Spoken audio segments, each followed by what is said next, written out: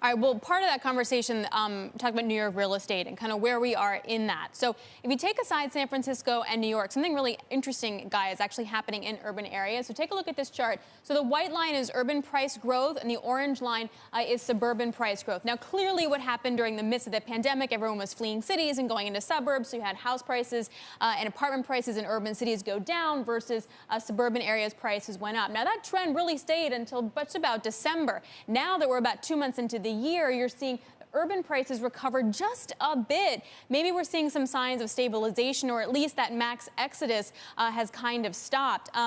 Anecdotally, we all know that I just bought an apartment in Brooklyn. Obviously, that's New York, but the lawyer that we closed with was telling me that there are some seriously huge deals that are going down in New York, and she's like, I wonder if we're looking at like a real estate grab, where you're seeing a lot of people come in with these low rates and just sort of pump in money because things are so cheap right now, and prices have fallen so much in main areas like Manhattan.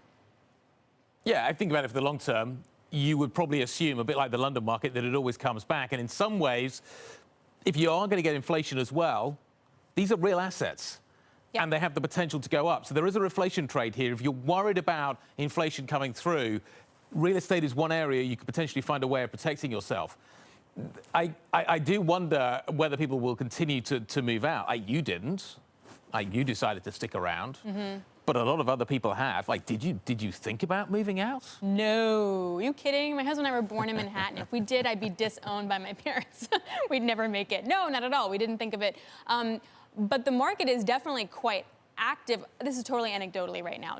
Things are still, closing, might take longer to close. Some of that's just the pipeline of getting the funding and getting all the information from the government, et cetera.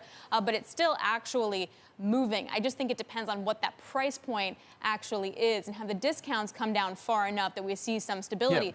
Now, if SALT was repealed, that would make an enormous difference for real estate in the tri-state area.